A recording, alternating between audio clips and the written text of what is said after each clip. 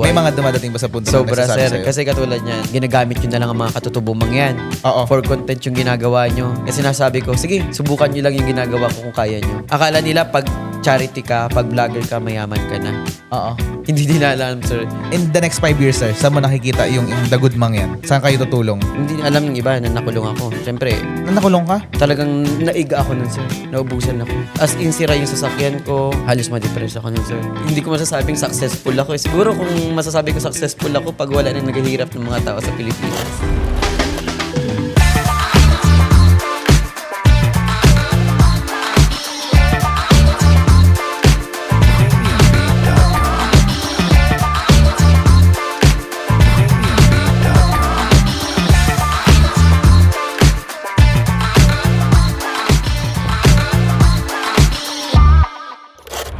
Minsan ba, sir, dumadating sa point na nagiging makapal yung mukha mo? Oo, talaga, sir. Pag kailangan ko manlimos eh. Oo, kasi ganun, parang oo. nanlilimos di ba? Nanlilimos. Kaya yung iba minsan, naglalagay ako ng GCash kapag may mga charity ako. Hindi niyo ako masisisi kasi kailangan ko eh. Kailangan nila ako eh. Ano itutulong ko sa tao? May mga, siyempre, sir, no? Yung sa ginagawa natin na ito, marami rin siyempre nagsasabi minsan na nagiging hanap buhay natin. Nagiging hanap buhay. May mga dumadating ba sa punto na Sobra, nagsasabi sir. sa'yo? Kasi katulad niyan, ginagamit nyo na lang ang mga katutubumang yan. Oo. For content yung ginagawa nyo. Kasi sinasabi ko, sige, subukan nyo lang yung ginagawa ko kung kaya nyo. Ay, hindi naman sa pinagmamalaki ko. Oo. Kumbaga, Para malaman nila. sumama kayo sa amin para malaman niyo kung ano yung hirap na dinadanas namin para lang makapagpasaya at makatulong kami sa mga tao, lalo sa mga katutubong mangyan namin. Si volunteers ko si Hamlet, alam niya yan. Alam niya kung ano yung hirap namin. Kasi sigurado maraming nagsasabi na hanap buhay lang. Oo, hanap buhay. For the views. Di ba? Akala nila pag charity ka, pag vlogger ka, mayaman ka na. Oo. Hindi nila alam, sir. Subukan nilang lumagay sa ginagawa namin. Kasi ang laki na nakapasan sa balikat mo di ba? At saka isa pa, sir, hindi natin, alam mo, sir, sabihin nila for content to ano, pero ako hindi ko nakikita sa sarili ko na ginagawa ko to para yumaman o for content. Kasi pag alam mong passion mo at nasa puso mo talaga yung pagtulong, wala, hindi ka mapapagod. Hindi ka mapapagod. Masaya ka sa ginagawa mo eh. Bonus na lang talaga kung sumahod ka. Kung sumahod ka, sa mga Tulong tao, pa rin doon. Tulong pa rin sa mga tao. Tingin ko, sir, kan hindi ka yayaman. Yun nga, sir, pinagmamalaki. Nakikita mo bang yayaman ka? Hindi. Kasi sobrang daming mahihirap nating kababayan. Sigurado, ngayon nakikita ko, nung nakaraan nasa Bulacan ka, Opo. nasa Manila ka. Kung ibibigay mo lahat yung pera mo, kulang yun di ba? Kulang talaga, sir. Kulang. Sabi nga nila, "Ay, yaman-yaman yun na. Ganyan, dami mo na sigurong pera." Alam, sir, lagi ko lang sagot, wala po akong yaman sa pera. Pero ang tagi ko lang may pagmamalaki ko, yung yaman sa pagmamahal. Oo. Yun lang. Pero, marami rin tumutulong sa'yo ngayon. Meron naman po. Meron naman. Pag nakikita lang nila yung mga video ko, ganyan. Siyempre, hindi naman ganun kalakihan. Kumbaga po, maraming tao na pinag-iipon-ipon ko lang, ganyan, hanggang sa makapag-charity ako. Sa isang buwan, sir Ken, ilang beses ka Pinakamarami ko na siguro, 4 times a week. 4 times a week? Pag minsan po talaga, isang beses lang. Sa isang buwan? Isang buwan. Pero siguro kung maraming pera, kahit Oo, araw-araw. talaga. Hindi ako mapapagod, sir. Hindi ka mapapagod. Pero talaga, sir, pag ganyan, hindi ako napapagod. Sabi nga niyo ba, hindi ka ba napapagod sa ginagawa mo? Lagi kang wala eh. Hindi to talaga yung passion at yung puso ko sa pagtulong eh. Pero, ang dami mong pantutulungan kasi yung sigurado, in the next 5 years, sir, saan mo nakikita yung the good mang yan? Saan kayo tutulong? Hanggang saan mo gagawin to? Hanggang nabubuhay siguro ako, sir. At hanggat may sumusuporta at naniniwala, gagawin natin yung pagtulong sa tao. May kailangan tulungan. Mm-mm. Yun yung isang bagay na napakasarap, no? Pero sabi kahit kami minsan ang hirap sa totoo lang ngayon, ang dami rin problema. Pero pag nakikita mo yung mga kababayan mo na nangangailangan ng tulong, parang ang hirap magtago, ang hirap magsube, di ba? Kasi kumbaga ikaw may nakakain ka pa, sila lalo ngayon, sir, ang hirap ng buhay ngayon. Sobra, sir. Itong huling mga years, medyo mas humirap yung buhay. Tapos ngayon, nagsasapay pa tayo ngayon sa gera sa ibang bansa. Tataas na naman yung mga bilihin. Crudo, di ba? Pagkain, sigurado magkakaroon ng domino effect. So, siguro, mas kailangan pa ng maraming dagudmang yan, di ba? Oo nga po. Mas kailangan pa ng mas maraming, mas mag-multiply pa, di ba? Kanina, nung magkakasama tayo nila, Boss Toyo, talagang nakakatuwa din kasi parang sabi ko dati, magsasama-sama kaya itong mga tumutulong na to. Kasi parang dati ang dating parang payabangan di ba? Parang si Ken, ang daming natulungan doon, si Toyo, ang daming natulungan dito, kami dito naman. Pero ang sarap pala nung feeling na isa lang talaga yung advocacy nyo. Kasi hindi ko naisip na magsasama-sama yan kasi kala dati content creation lang, di ba? Pero yung pag nagsama-sama pala, mas malakas yung impact, di Mas ba? maraming matutulungan. Mas maraming matutulungan. So, Sir Ken, ikaw, ano namang mapapayo mo dun sa mga gustong pumasok sa ganyang larangan, sa pagtulong? Ano naman mapapayo mo? Marami kasi mga content creator. Sabihin natin, syempre, ginagawa nila ito yung parang kumita sa pagbablog. Pero siguro talaga, pag nasa passion mo talaga, sa puso mo yung ginagawa mo, hindi mo maiisip yung na kumita. Sa mga vlogger na gustong gawin din yung ginagawa ko, sundin nyo lang yung puso ninyo. Kasi kung yan talaga yung nasa puso ninyo, makakagawa kayo at maraming maniniwala para mas marami pa kayong matulungan. Kasi hindi basta-basta, Sir, gawin to eh. Dedication to eh, di ba? Sobra. Nakita mo ba dati na nung unang pasok mo dyan na, ay, hanggang dito lang ako, pagtitigil ako. Nakita mo ba na napagod ka rin ba minsan? Parang, siguro kung napagod man ako, yung naubusan talaga ako. Pero hindi, Kailan yan? parang 2021. Kasi syempre nung una, sobrang hirap niyan, Oh, sigurado. sobrang hirap po. 'Di ba? Ano nangyari nun? Parang nagtigil po ako noon. Siguro mga ilang buwan lang. Oh? Kasi nung nagka-problema yung account ko, wala akong sinasahod. Kasi doon ako kumukuha, wala pa akong sponsor noon eh. Oo. Oo, 2020, 2021, hanggang 2022, wala akong sponsor. So, syempre walang sahod. Nagkaroon problema account ko. So, sabi ko, paano ako didiretso yung ginagawa ko? Wala nga eh, wala ka namang trabaho, 'di ba? Walang trabaho. Pero, syempre, andyan si Lord palagi. So, siya na yung gumagawa ng way para dumami yung blessings. Naisip mo bang hindi ka na makakatuloy? Hindi po. Hindi ko naman naisip po yun kasi, wala, ito talaga eh. Ito talaga na sa puso, kaya kahit wala ako, sige. Ano, Sir Ken, ang diskarte mo para dire-diretso yung pagtulong mo? Kwento mo naman kami ng konting diskarte mo. Diskarte?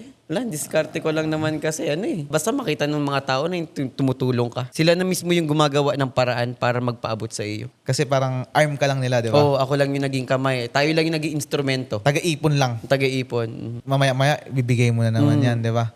Katulad niya na last 2024, na-aksidente ako. Oo. Then, bayad ako noon, almost 500,000, ganyan. Sa Mindoro 'yan. Mindoro po. Hindi alam ng iba na nakulong ako. Siyempre, Nakulong ka? pero ano lang yun, sir? Ilan days? 3 days. Parang 2 days, parang ganun. Ganyan. So, talagang naiga ako nun, sir. Naubusan ako. Kasi hindi mo naman expect na makaka-aksidente ka. Oo, tas as in sira yung sasakyan ko, bago yung sasakyan ko nasira. So, halos ma-depress ako nun, sir. Kasi nawalan ako ng sasakyan. Pero inisip ko na lang, siyempre, buhay ako. Buhay ka. Oo, at siyempre inisip ko rin yung pamilya nung nawalan Yun ng ang importante. Kumbaga, pangalawang buhay ko na rin. Ayun, so nawalan ako ng kumbaga parang pinakang gasolina para tumakbo ulit yung ginagawa ko. Pero yun nga, hindi ko alam kung paano ako nakabangon. Si Lord na talaga siguro yung gumagawa ng paraan. Nagiging daan para nung nakabangon talaga ako. Kasi ang dami ring umaasa sa iyo, syempre hindi nakikita ng iba no na sabi nga, 'di ba? Yung mga tinutulungan mo, yung camera nandun sa mga yung mga katutubo, yung mga mahirap. Yung mga ano naman, sir, yung mga kasama mo araw-araw, yung mga volunteers mo. Paano naman sila, syempre ang hirap din, may pangangailangan din sila.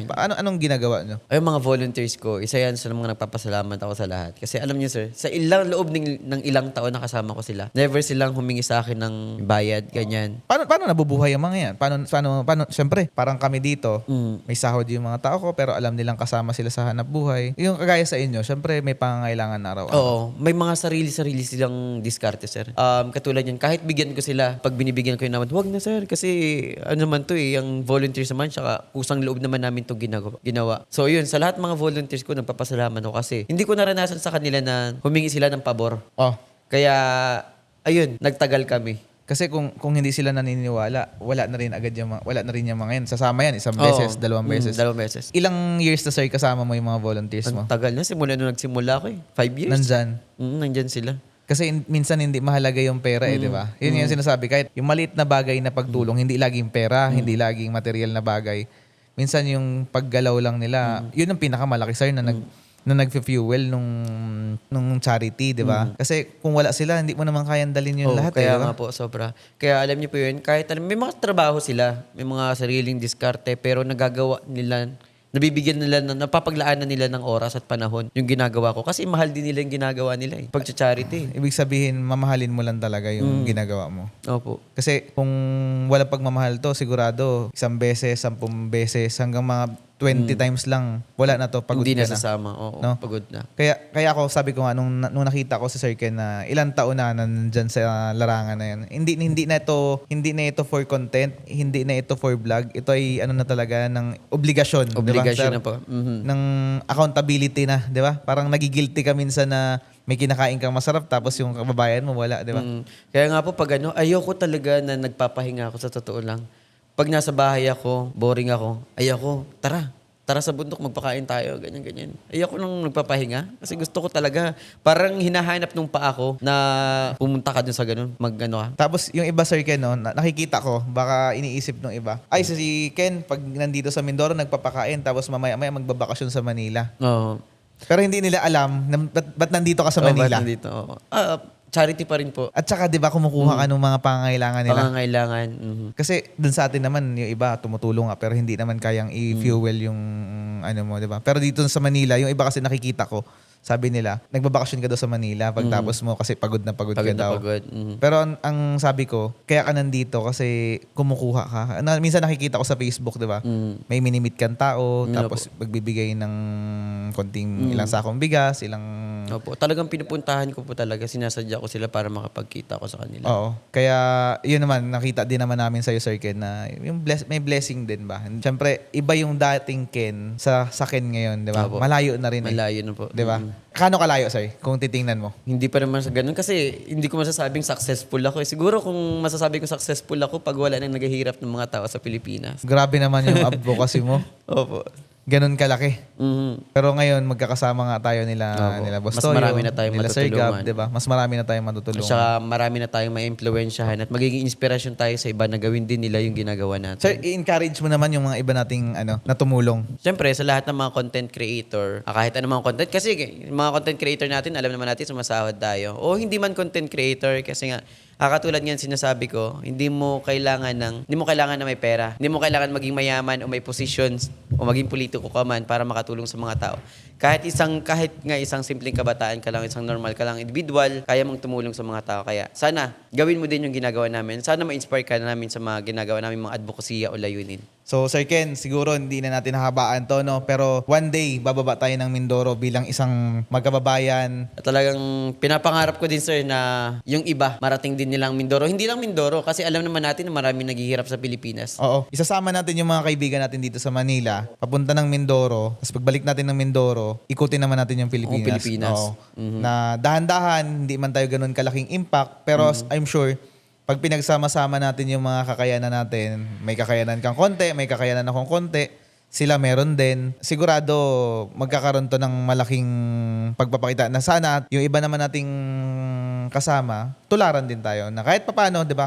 Kahit pa konti-konti, pa piso-piso, pa 10-10 piso, konting bigas, konting 1 kilong bigas, pag pinagsama-sama natin ito, malaki.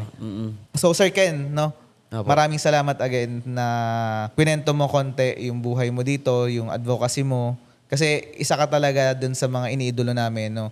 Hindi man tayo magkakilala Opo. nung mga pero sa pangalan mo kasi sa social media ngayon, kahit hindi mo kilala yung isang tao, pero idol ka namin, Sir Ken.